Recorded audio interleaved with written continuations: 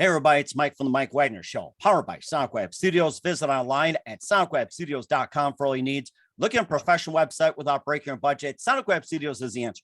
SonicWeb Studios offers fast, affordable custom web designs that blow the competition away.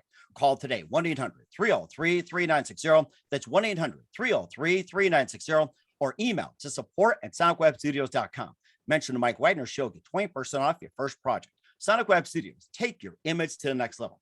Also, time to give official shout out to our official sponsor of the Mike Wagner Show, international warring author Mia Molson-Zia. If you love fast-paced mysteries, you'll love Missing by Mia Molson-Zia, available on Amazon in paperback and ebook. Missing is fast-paced and intriguing with an unforgettable twist. Takes place in 4 countries, 2 strangers, 1 target, where truth is an illusion and those you love be the first to go missing. It's available on Amazon in paperback and ebook. Missing by Mia Molson-Zia has garnered great reviews and even loved and enjoyed by Howard celebrities, including Joanna Cassie, Forbes Riley, and many others. So grab your copy today before it goes missing by Mia Molson-Zia, available on Amazon. Also, the Mike Wagner Show is brought to you by Picture This Photo Books. Remembering is a key ingredient. How beautiful your mother looked at a wedding, and even more so at yours. And who doesn't miss grandma's meatballs, huh?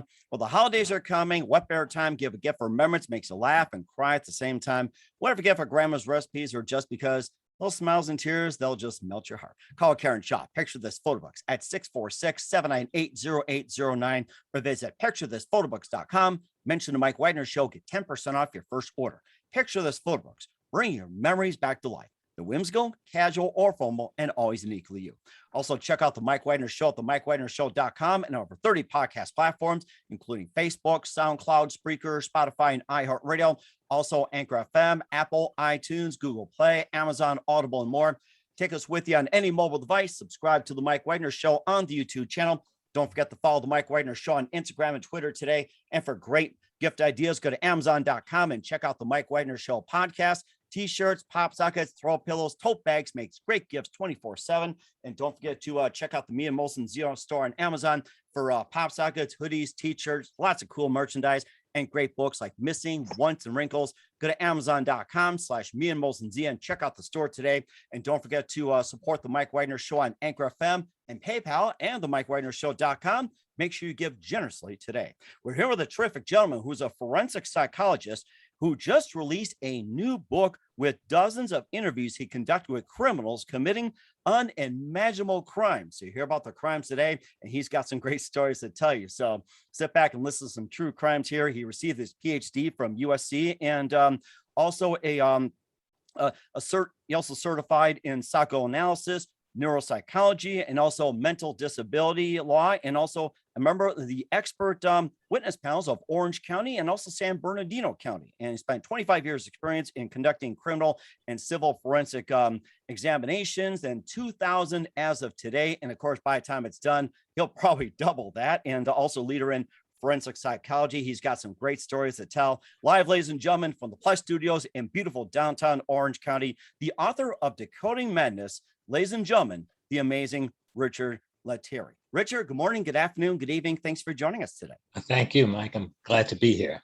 What's great to have you on board too. And of course, you know, you have your new book called Decoding Madness, and you've got some really interesting stories. We'll talk about a couple of people in there. You're a forensic psychologist who just released a book about dozens of interviews with criminals committing unimaginable crimes. We'll cover a few of them. And also you also received your PhD from USC, and you also are certified in psychoanalysis, also neuropsychology, and also mental disability law, and a member of the expert witness panels in Orange and San Bernardino counties. And you spent 25 years experience in conducting criminal and civil forensic examinations. You've had 2,000 to date. And before getting to all that, and especially about the book Decoding Madness, tell us how I first got started. Well, when I first started, I was actually, as an undergraduate, I was in a different field. I followed my brother's footsteps, and I was in engineering. I was going to be an electrical engineer, but I was never really satisfied with that. And I got into, yeah, right. This just wasn't for me. So, so by the third year, I thought I got to get out of this unless I'm going to be an engineer. So and fortunately, in the program I was in, we had to take humanities classes. And in the humanities classes, we introduced to various social scientists, thinkers, literary people, and we had to read certain sections of Sigmund Freud's book. And when I read some of that, that stuff, that's where I want to go. When he was talking about how particularly one of the books that Freud's usually assigned as undergraduate, his book Civilization and Its Discontents, when he talks about how in order to get function as a society, we all have to repress some of our more dangerous elements, some of our more self-centered ones. Mhm. And the way he talked about it really rang true to me about how the unconscious affects how people's lives and how they have to deal with internal conflict in a way in order to accommodate and to adjust. And that really rang through to me. So I eventually went into psychology, got my degree, and specialized in psychoanalysis and in forensic psychology. And I think my interest in forensics work and in psychoanalysis always stems from a basic desire to understand human nature and its complexity and how we could be, and how our nature allows us to do such a range and a spectrum of behavior, from being extraordinarily creative and also to be unbelievably destructive. And that's fascinating that that we're all made of the same stuff, but the range of what we do and who we are and any one of us could behave is so broad, from our nature allowing us as a muse to be creative, to give something back to the world, whereas to take the wrong turn on the other end of the spectrum, you can end up being violent, criminal, psychopathic. So I think that's what has always been fascinating to me, as even before Freud. Freud lit it up in me and made me identify it more. But even as a young kid, I was always interested in morality. Went to a Catholic school, but morality as part of human nature. So, that's where and also what drove me to write this book about. It's not just about crime. It's about using the criminal justice system as a venue to really explore who we are as people. And in some of the cases, it's just because of the nature of criminal justice, there's so much raw emotionality that it really gives a clear view of the range of human behavior and our potential for both good and bad. Mm-hmm. And besides studying Freud, what other psychologists have you studied before coming to the conclusion that you're influenced by Freud? Oh, well, Freud. I mean, Freud. I remember. You got to remember, Freud was writing over 100 years ago.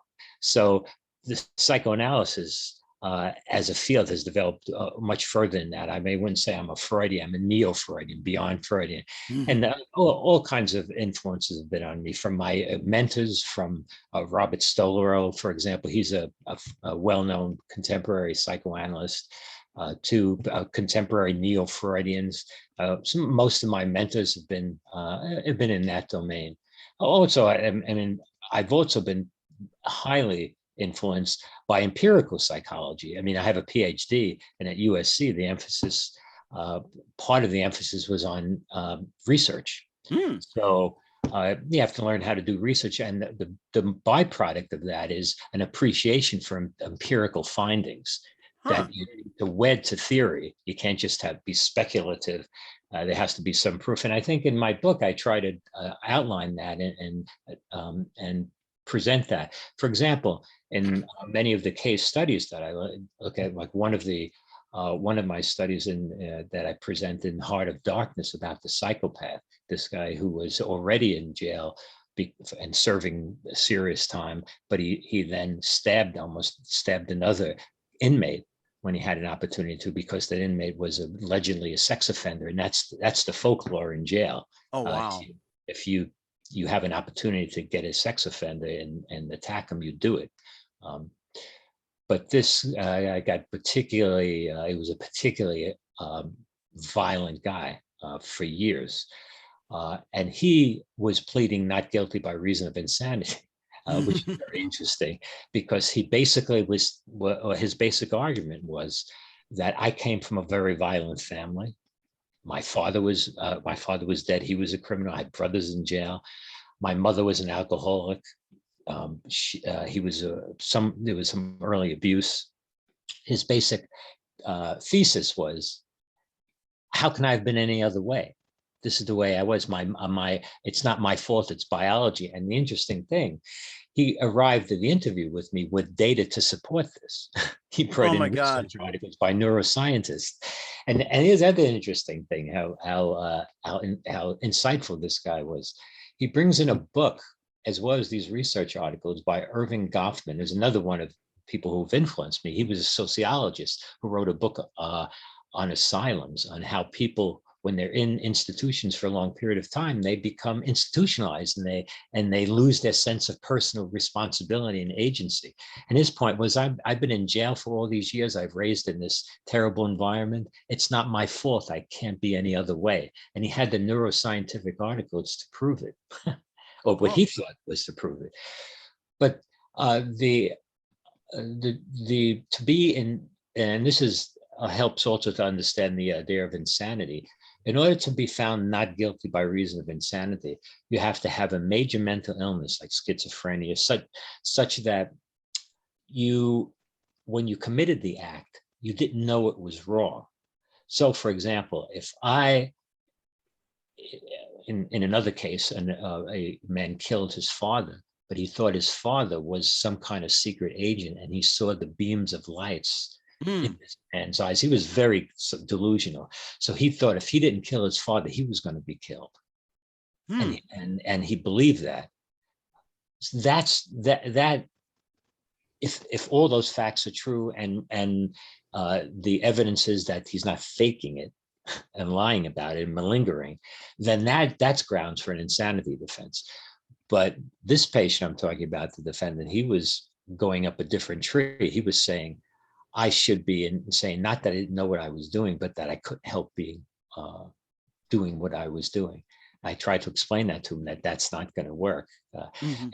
The point about this, when I go back to the empirical findings, I did a lot of psychological and neuropsychological testing, so I could empirically identify where he's at in terms of his disabilities.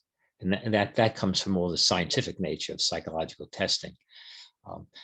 So that was an interesting case. I found him to be sane, but he did have an important point of contention in the field. And this is an interesting fact too, that there are many neuroscientists that feel psychopaths should be an excusing condition, because to be a psychopath like this gentleman, you have to have a different kind of brain. Their brains are, the science is clear on that. Their brains are different. They have an underactive emotional center, the limbic system, so they don't feel things the same way you and I would. So they don't form empathy. They don't learn from experience. They aren't socialized as naturally. So a lot of neuroscientists feel because of that, they really can't help being cruel and self-centered and predatory. So that, not that they should be excused, but they should be contained and not as culpable. So that's an interesting. I disagree with that, by the way, and we can talk about why. But that's fine. And in fact, when we get a chance, we can talk about why on that, why I disagree, and about the reason of insanity. How does that reason of insanity differ from where you're at comparing to the other states and nationwide? Yeah. There's another important thing to keep in mind with insanity. All the insanity laws, the statutes are very different in different states. In California, we have the McNaughton standard, which is the most rigorous one. It was a lesser standard. It was more the American Law Institute standard before Reagan was shot. At that time, the standard is more, if a person, it's more related to what's called volitional control. If you emotionally can't control yourself for some reason, then there's a possibility that you can be judged to be insane because you kind of lose control. That's not the case in California here, or in all the McNaughton states, which is pretty dominant. With the McNaughton standard, it's what's called the cognitive. You have to not know what you did was wrong. You have to not understand it was wrong. So, like the example I gave, if I kill someone because I actually think he's coming to kill me, and I'm delusional. I think he's an agent of the Russians, or he's going to poison me. I see him with a pen. He's going to poison me. Then that's it has to be that cognitive, that which is very difficult.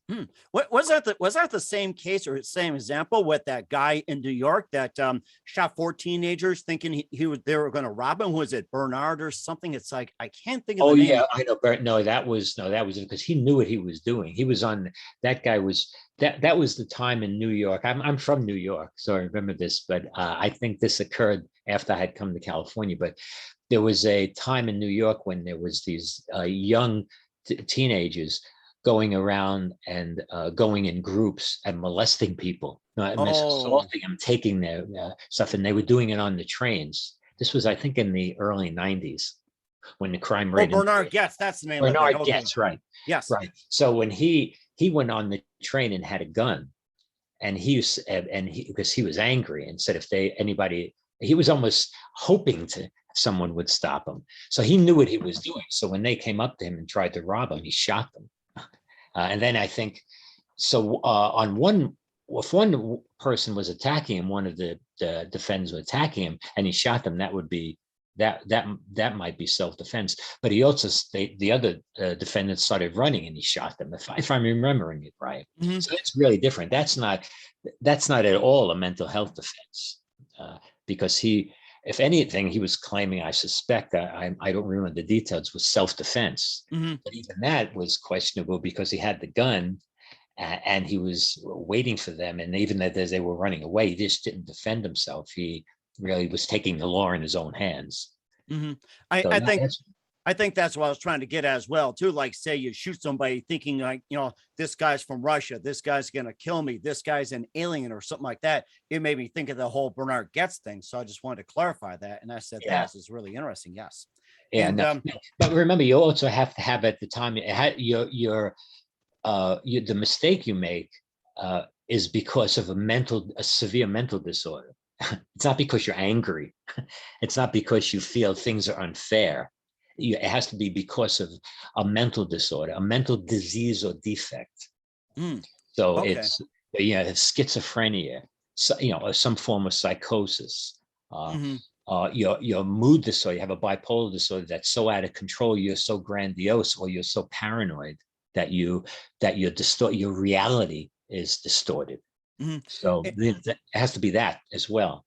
And he also covers some topics as well, too. You also did, about self-defeating behavior, cruelty, PTSD. That's been the #1 so far. Self-deception, substance abuse, learning disorders, and also workplace violence and financial mechanisms. And you seem to cover that. And also part of the book, Decoding Madness.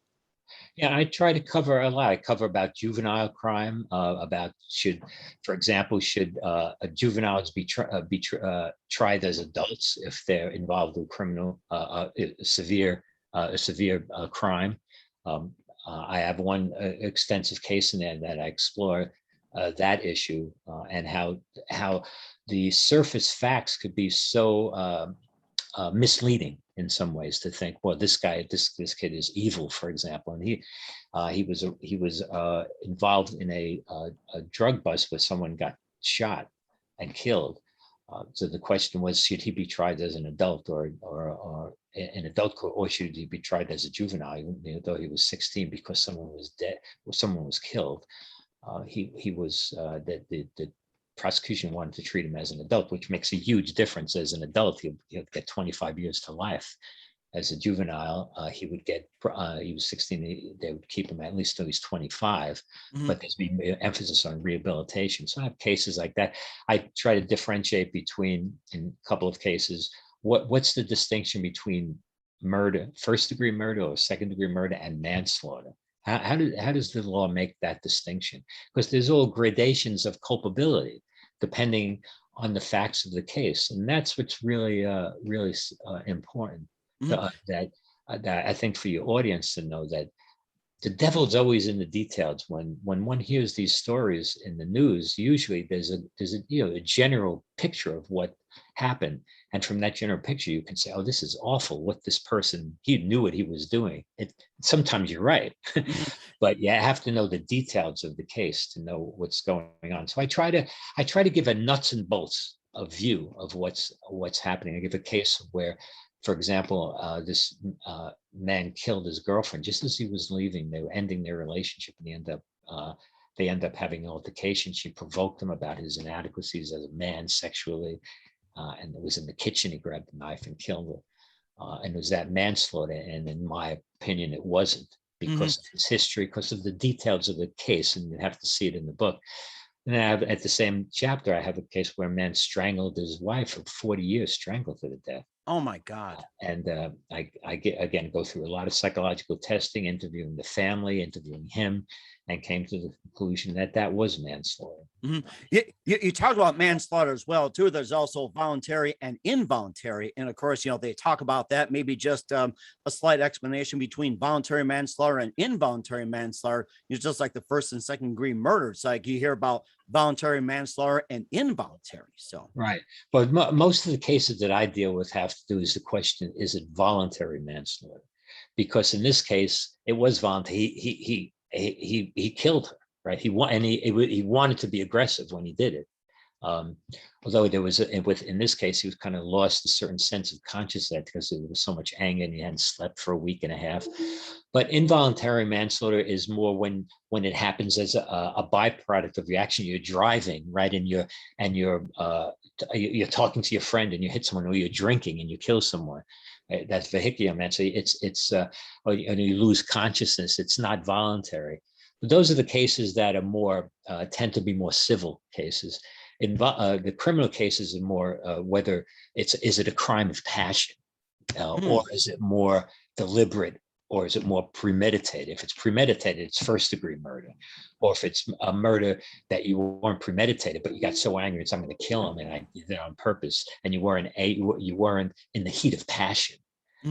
But with voluntary manslaughter, that's heat of passion. That's like when a man and a woman are arguing, and the man gets so angry, like whack or something, and then she, or a woman gets a pot and slams a husband. And yeah, just like the cartoon. Bam. But that's why this is an important issue, and I deal with this too. Women feel it's unfair because this heat of passion evolved over the last few centuries, especially in the last century. The prototypical case was a man finding his wife with another man, and he kills one of them. So the law didn't excuse it, but they said they felt that was mitigating because he was so impassioned, he lost it. In order to be for a crime of passion, there can't be a cooling down period. What I mean by that, you can't say it's a crime of passion if you get angry at your girlfriend, you leave, you go to a bar, you talk to your friends, then you're leaving home and you're still pissed and you go and you kill her. It has to be in a moment of extreme passion. And women, especially feminists, feel the thing that's unfair about that is women who kill their husbands who feel trapped and are being abused by them. And the husband goes to bed and then they shoot him or stab him.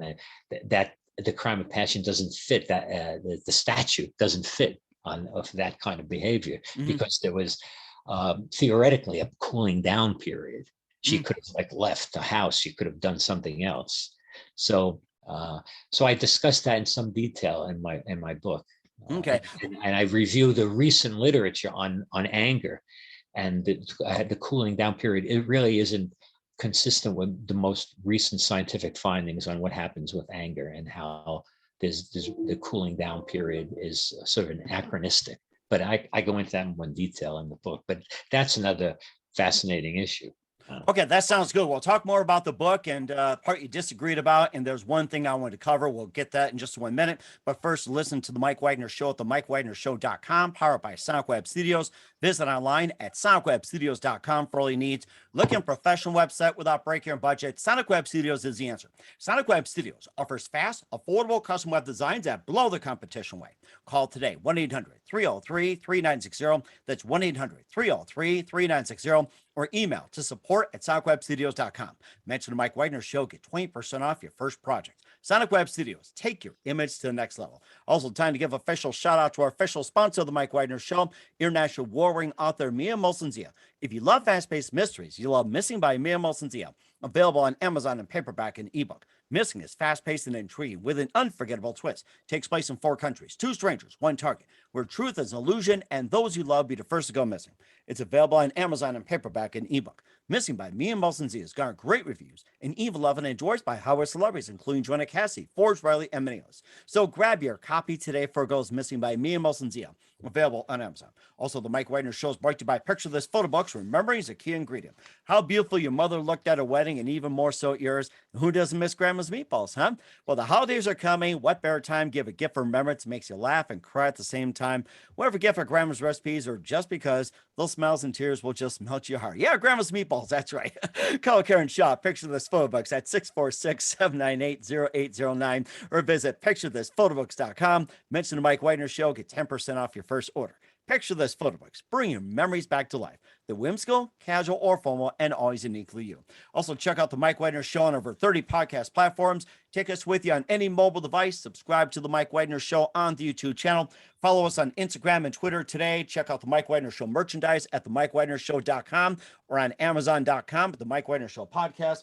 And for more great gift ideas, go to amazon.com. Check out the Mia Molson-Zia store for great books like Missing, Once, and Wrinkles. Also t-shirts, pop sockets, hoodies, a lot of cool gifts for your loved ones. Makes great gifts. And support the Mike Wagner Show on Anchor FM, as well as PayPal and the MikeWagnerShow.com. Make sure you give generously today. We're here with author Richard Lettieri, and with 25 years of conducting criminal and civil forensic exams on the Mike Wagner Show. He's got the book Decoding Madness. And before we get back into the book Decoding Madness, you disagreed about one particular issue we had discussed about, and explain why. You mean the issue of the neuroscience behind the psychopath? Yes, that's correct. You disagreed about something. So. Right. Well, again, the neuroscientific evidence is that in general, people who are psychopathic personalities have an unusual neuropsychological development. They have their limbic system is underactive. That's one of the significant elements. The limbic system is the lowest center in the brain that controls emotionality and responses to fear, anxiety, anger. Since it's underactive, even as children, they don't learn from experience, so they're harder to socialize. If you discipline them, they don't care. They don't respond. There's not an emotional reaction. They don't form as attachments as well. So that as they grow, they're more self-centered. They're more instrumental in the way they're more comfortable just getting what I want and not considering the other person. And then if someone has that kind of temperament because of their neurological development, and they come into a really destructive, chaotic early environment where the attachment patterns are really distorted, that person's going to grow up to be a dangerous person because it's easy to be cruel. They're more sadistic. They're more self-centered. They're more predatory. They want what they want, and they don't realize they're not as sensitive to hurting other people. So the notion is, when you look at that group as a whole, you look at the general data from the studies, the neuroscientists say, well, these people are different than the normal person, so that should be considered legally. The reason why I disagree with it, because I certainly agree with the aggregate data, the general findings, but even the one of the most eminent neuroscientist who supports this position, I forget his first name, Sapolsky. He's a neuroscientist from Stanford. He supports this, but he makes the caveat, which is very important. He says, but at the same time, he can't explain why some people with this brain development don't aren't psychopaths, and some are. That's the truth. That it's not a causal relationship. Some people who have this underactive, let's say, limbic system, it's more complicated because it also affects the frontal lobes. But let's say this underactive limbic system, if they grow up in certain environments, they may tend to be someone who's cool and aloof, but also could form attachments and not necessarily cruel. They may end up then being a cool and aloof criminal attorney or litigator, so they're real good in court because they handle stress. Or they may defuse bombs and do something, or they may end up being a SEAL, Navy SEAL, and do really good things for the country. Oh, there's a job for them, diffusing bombs. We could use that right now. Right, exactly. So there's not a causal relationship between this kind of development and being a psychopath. It's not the medical model doesn't fit here because it's more of a psychosocial biological model that fits. If I have a defective pancreas and I don't get and it's not making insulin and I don't get shots, I'm going to die. See, then it's real causal. The psychopathy isn't that simple. There are multiple factors, and it's unpredictable that some people with the same experience will not go out and kill people or be psychopathic. And the other issue that I would bring up, that there's a large degree of what's called a number of successful psychopaths in the world. These are people that aren't criminals. There are a number of psychopaths in the world of business, in politics, in the professions, that are successful, but they cause a lot of damage socially, financially. But Bernie Madoff may have been, one prototypical case. But so would all these people, if they are white collar criminals, when they usually get caught, so frequently a percentage of those are psychopathic individuals, but they're not in jail because they may have come from a different environment. They were raised with wealth. They may be bright and raised with wealth, so they didn't go to jail. So they commit larcenious and kind of crimes that are more go under the radar, or if they don't commit crimes, they're very manipulative and it could be very cruel. Or some will end up in minimum security. They'll probably just get what they want, 30 days, slap on a wrist, and they'll probably get served like, 7-course meals and, get their TV, their cable, Wi-Fi, and everything else. It's almost like minimum security pretty much just gets you away like Al Capone did, back in the day. Tax evasion, he got himself, he was given a brand new, spanking new AM stereo and just ate what he wanted. Well, yeah, it's probably a little different these days, but it's more subtle. Not that it's so different, it's more subtle. I mean, you can, in a lot of, from what I'm told from a lot of the guys I've evaluated who've been to prison, if you have enough money and resources, you get stuff. You can pay off different people. You get your pornographic shows. You get TV. But what these white collar crime, because they end up in federal prison, and they call it Club Fed. Compared to state prisons, they're very different. They're very more benign. Club Fed. So, but that's kind of the reason why I don't agree. Again, the devil's always in the details. It has to be I have to look at a detailed clinical evaluation, see all the facts before you come to a decision on someone. You can be a psychopath and still end up being, in my opinion, could be insane. Because you can be a psychopath and schizophrenic. And at the time of the crime, you may have been under the influence of your delusions and had a distorted view of what you needed to do to protect yourself. But if you're a psychopath, and just because you're less feeling and not emotional, but what you're doing is wrong, you just don't care.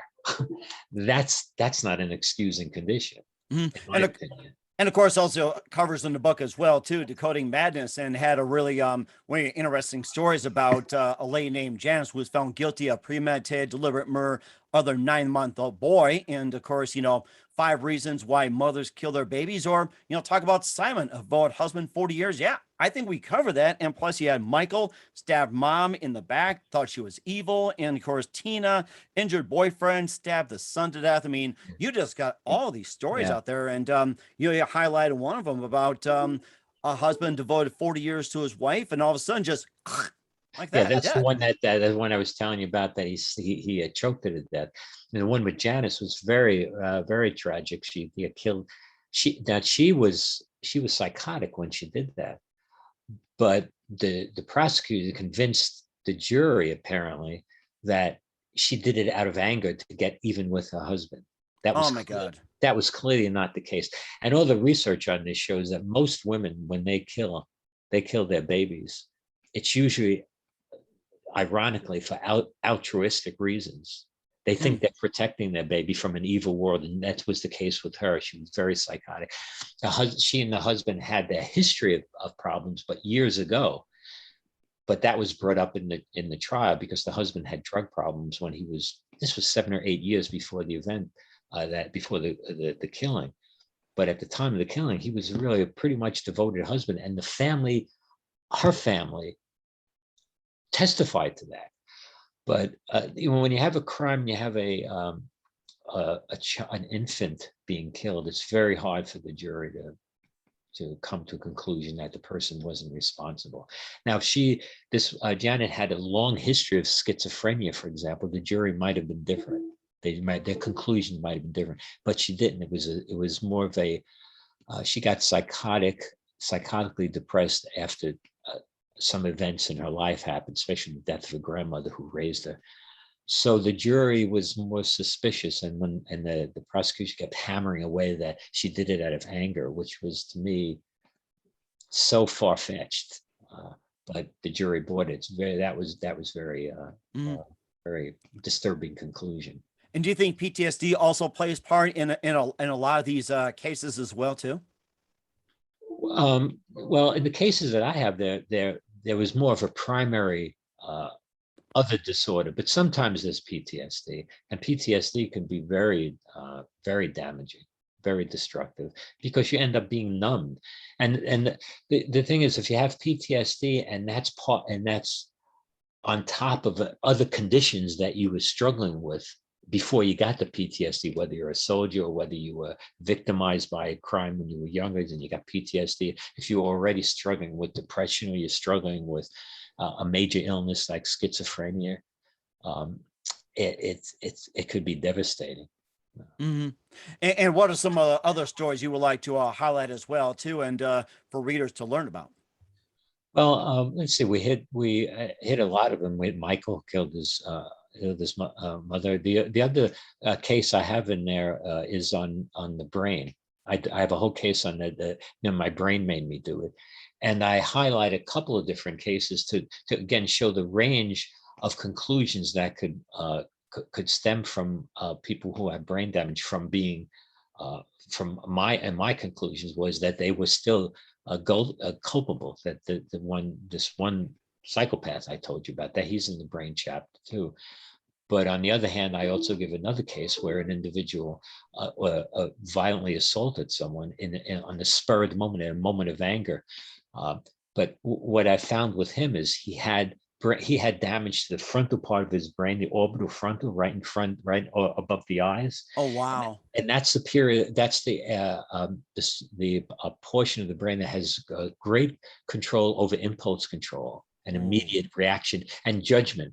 So even when he was with me, when he was telling me about his accidents, he started hitting himself in the head. So it happened like this. And I had to stop and say, hey, you're going to hurt yourself. I mean, his impulse was so out of control. So when this guy made some comment to him, he just blasted him. And then afterwards, I mean, with his fist, and then afterwards thought, what did I do? He sort of like this momentarily loses it.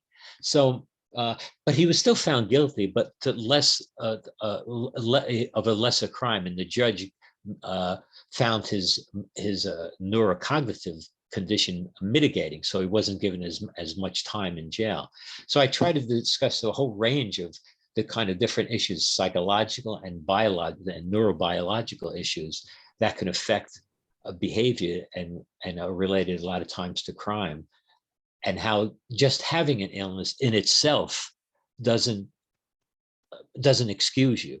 It depends on the facts, depends on the details of your behavior at the time. You can be seriously ill, like I said, even have schizophrenia. I have another a case in there where this young man was clearly very ill, very schizophrenic, and he killed his brother, killed his stepbrother. But I found him to be insane. I found him to be sane. I could not come to the conclusion that was insane. I'd have to elaborate on that to describe it. But basically, it was because although he had a psychotic illness, at the moment he killed his brother, it was out of anger. It wasn't because of a delusional thought. Although he was delusional, he really had and he had a very specific and unusual form of schizophrenia, Capgras syndrome. In other words, he believed his family members were not still his family members, that they were taken away from him, and other people were inhabiting the bodies of his relatives. It's a very strange neuropsychological condition. And it's a sort of a specialized and rare form of schizophrenia. Nonetheless, when he did the act, he did it out of anger. So I couldn't come to the conclusion that he was insane. So it's a very complicated case. And what do you want readers to learn or get out of this book? Well, my hope is that they see a couple of things, that they have a window into the nuts and bolts of what it takes to do a forensic evaluation, the complexity of it, and that you never know until you get the details of a case how guilty someone is. Sometimes it could seem that they're not guilty. Oh, this person's crazy, and they were, and they're culpable. And sometimes they're not. And how the issue of mental illness is such a significant factor in so much of the crime. And unfortunately, a lot of men, because the mental health care in the nation now, especially for major mental illnesses like schizophrenia, is so bad, a lot of people get treated in jail. They end up that's the place they're getting treated. A lot of homelessness who are mentally ill, they end up in jail. And many of them told me, drug problems, told me that they actually being in jail was the only place they got any definitive treatment. Because if you're in there, you might be in there for 6 months before your case even gets to trial. Wow. You'll be on medication and you'll be stabilized for a while. Whereas, if you have drug-induced psychosis or schizophrenia and you go to the hospital these days, as soon as you're stable, you'll be out in 2 or 3 days. So I'd like to get people to see the complexity of some of these cases, how the justice system works, some of the problems with the justice system, and how some of the there's some unfairness and lawlessness that comes out by the people who are supposed to be doing justice. I have one event. I tell the story of one guy evaluated. I could see how he was terrified when he was coming to the booth to see me. And the first thing he said to me, "Get me out of here."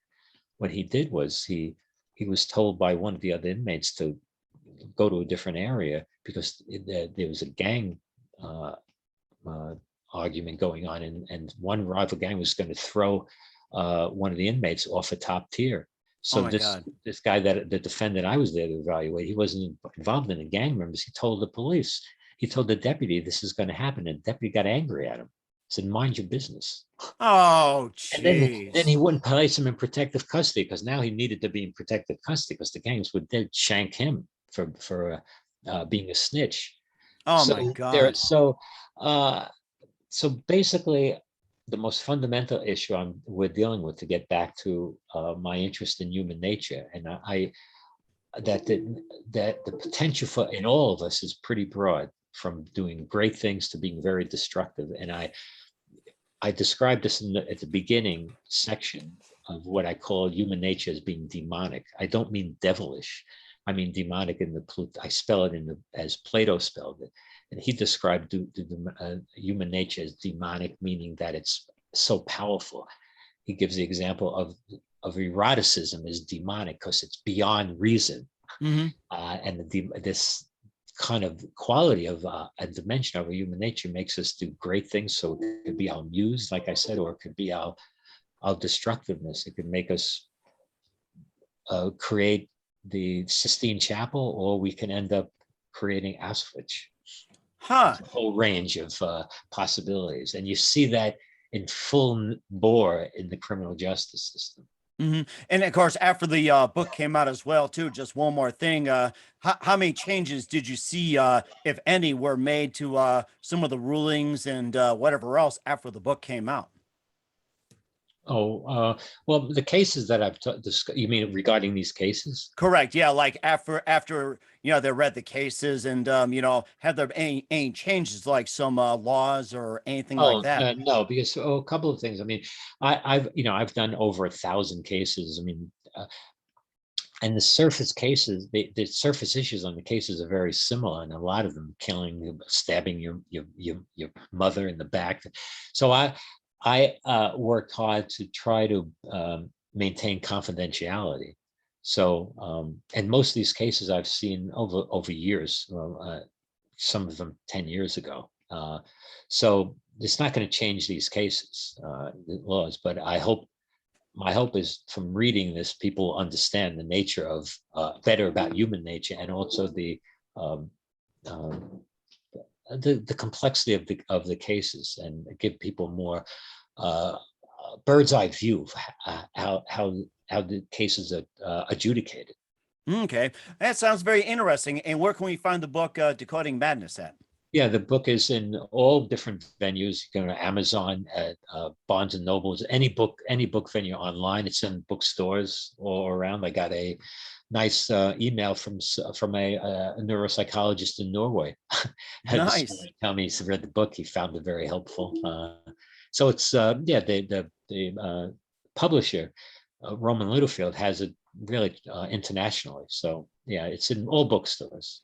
That is so amazing. And what's coming up for author Richard Lettieri of Decoding Madness? We'll find out in just a minute. You listen to The Mike Wagner Show at themikewagnershow.com, powered by SonicWeb Studios. Visit online at sonicwebstudios.com for all your needs. Also brought to you by official sponsor of The Mike Wagner Show, international warring author Mia Molson's The of Missing, available on Amazon in paperback and ebook. Also brought to you by Picture This Photo Books. Remembering is a key ingredient. Call Karen Shaw at 646-798-0809 or visit picturethisphotobooks.com. We'll be back with author Richard Lettieri with Decoding Madness after this timeout. We're back with author Richard Lettieri here on the Mike Wagner Show with Decoding Madness and forensic psychologist, and released a number of stories about, detailing dozens of interviews with criminals, unusual cases and everything unimaginable. And what else can we expect from you in 2021 and beyond, Richard? Well, I have a publishers interested in me doing another book. This one possibly for psychologists.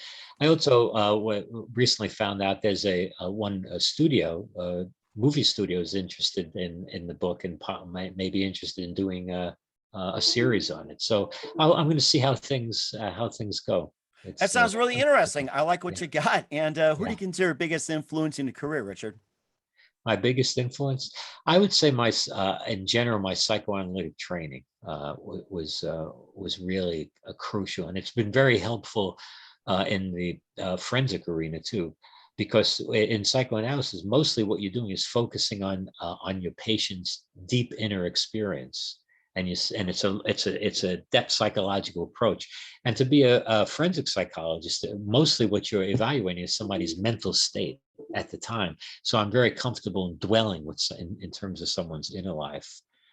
And I have to say, fundamentally, I got a great education and exposure in the psychology at my undergraduate, City College in New York.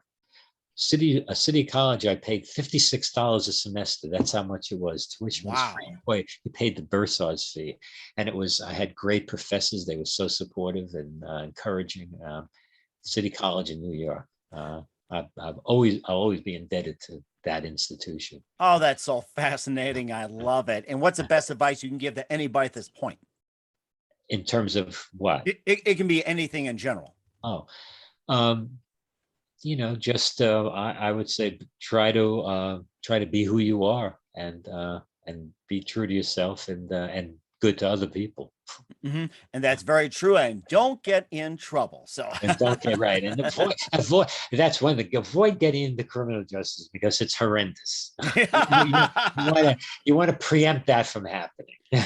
And as Judge Judy would say, stay out of my courtroom. Stay out of my jail. Don't tell that to a psycho killer. We're here with author Richard Lettieri of Decoding Madness here on the Mike Wagner Show. Richard, very big thank you for your time. I learned a lot from you. You're absolutely amazing. Looking forward to having you on soon. Keep us up to date. Keep in touch. We'd love to have you back. Once again, tell us about your upcoming projects. What's your website? How do people contact you? Where can people purchase or check out your book? Yeah, again, on all the different venues from Amazon to Barnes and Nobles, all the other different places that sell books online. It's all there. Any bookstores, and you can always go if you any questions to me, or you can go on my website and see all the bookstores, venues that carry it. It's crimepsychologist.com, and you can contact me there and find out all the information about the book and where to get it. We certainly will check that out. Once again, Richard, very big thank you for your time on the Mike Wagner Show. You've been absolutely amazing. Looking forward to having you on soon. Keep us up to date, keep in touch, and look forward to having you back on. And we definitely wish you all the best. You've been terrific. Thank you. You take care, Mike.